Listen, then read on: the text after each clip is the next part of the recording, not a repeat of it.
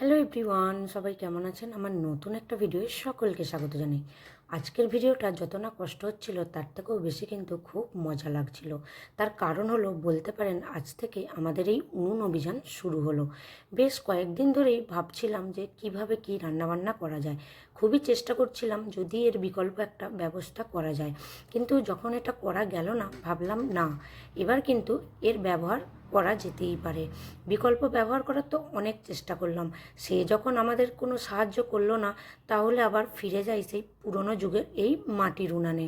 আর তাছাড়া দেশের যা অবস্থা, যা অর্থনীতি বলুন, রাজনীতি বলুন, সব দিক দিয়ে যা সমস্যা শুরু হয়েছে, বিশেষ করে আমাদের ওয়েস্ট বেঙ্গলে, এই অভিযান কতদিন চলবে এখনও মানুষ ঠিক করে কিন্তু বলতে পারেনি। কারণ গ্যাস সমস্যা, আশা করছি প্রত্যেকটা ঘরে ঘরে মানুষের এই সমস্যা হচ্ছে।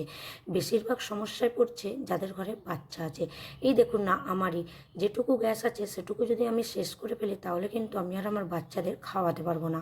আমরা তো যাই হোক টুকটাক এটা ওটা কিনে খেতে পারবো, কিন্তু ঘরে বাচ্চা থাকলে কী যে সমস্যা, সেটা যাদের ঘরে বাচ্চা আছে তারা এই অবস্থা কী করে যে কাটাচ্ছে তারাই জানে। একটা কথা কি বলুন তো, যতই আমরা আধুনিক যুগে বাস করি না কেন, মডার্ন সেজে ঘুরে বেড়াই না কেন, প্রাচুর্যের অহংকারে আমরা আমাদের পিছনের শিকড়টাকে ভুলে যাই না কেন, সময় এবং প্রকৃতি কিন্তু কারোর সাথে কোনো বেইমানি করে না। তারা কিন্তু সময়ের সাথে সাথে ঠিক বুঝিয়ে দেয় মানুষের ঠিক আসল শেকড়টা হচ্ছে মাটি, যা কোনোদিনও বেইমানি করে না। মাটি এমন একটা জিনিস, তা কিন্তু কখনোই মানুষের সাথে বেইমানি করে না, বেইমানি করে শুধুমাত্র মানুষ।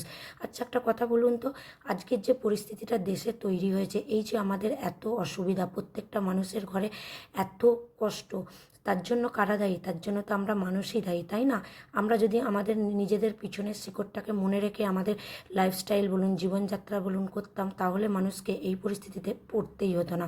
ওই যে বলে ওল্ড ইজ গোল্ড, পুরনো কিন্তু চকচক করে সবসময়তেই। এই যেমন এই মাটির উনান, আগেকার যুগে মা জেঠিমাদেরকে দেখতাম এই মাটির উনানে রান্না করতে, কিন্তু আমরা এখন মডার্ন যুগে বাস করে মডার্ন হয়ে উন্নত প্রযুক্তির জিনিসপত্র ব্যবহার করছি, কিন্তু তারা কিন্তু আমাদের সাথে বেইমানি করতে পিছু পা হয় না। বেইমানি করলো না কিন্তু এই মাটির তৈরি উনুন, সেই কিন্তু ফিরে এলাম পুরনো দিনের পুরনো কথায়, আর সেই উনানে তৈরি রান্না করতে।